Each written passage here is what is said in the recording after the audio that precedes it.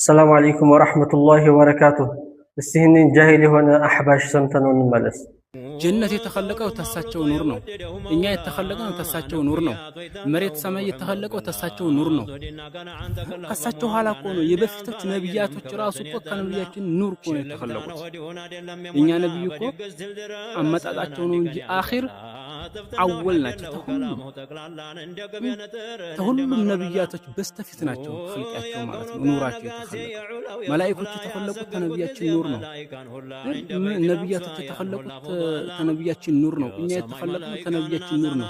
ለዚህ ሰው ታዲያ እንኳን ደግሶ ማብላት ማጣጣትና ማለት ነው ሩህ መስጠታችን ማሪል ኢማናችንን የሚሞላው እንደሰማችሁ ነው። ለዚህ ጃሂል አንድ ሐዲስ ልጠቁመው كما ثبت في مسلم من حديث أبي هريرة رضي الله عنه نبينا عليه الصلاة والسلام من يلالو خلقت الملائكة من نور ملائكة وش كبرهان كنور تفطروا وخلق الجان من مارج من نار جن دمو كمي ألك الأسات تفطر أنونا وخلق آدم مما وصف لكم آدم دمو لأن أنت كتقلت الله تشوف كجيكا تفطر إلى النبي عليه الصلاة والسلام اللهم سبحانه وتعالى وبدأ خلق الإنسان من طين يسولج فترة جمرة كجيكا بلو الله سبحانه وتعالى ينقرال يسولج يتفتروا ما أنه كجيكان يتفتروا إيه قرآننا حديث ينقرن قدينه يسوي يجن كنبي عليه الصلاة والسلام نورنا ويتفتروا ملائكة سيكروا جنة إيه ترت على وشة عن حديث قار مجاجة بلد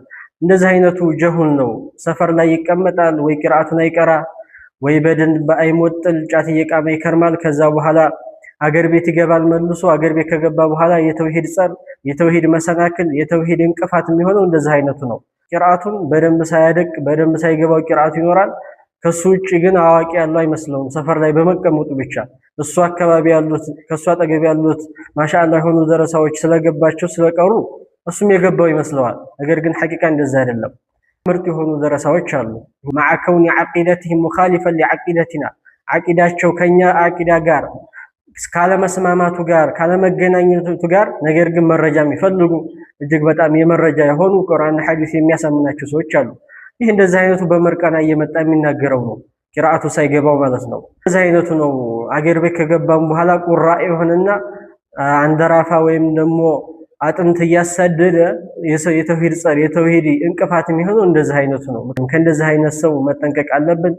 እኔ የምመክረው ደግሞ አንድ ምክር የምመክረው ለዚህ አይነት ሰው መጀመሪያ ቂራአትን ቅራ፣ ቂራአትን አድቀው። ኢዕራብ ከሆነ የምትቀራው ኢዕራብ ስቀራ ከዳኺል ጀምረህ እስከ ሪባጡ ድረስ እያፈስክ ሂድ። ኢዕራብህን ካሜራ እያሳየህ ከመሄድ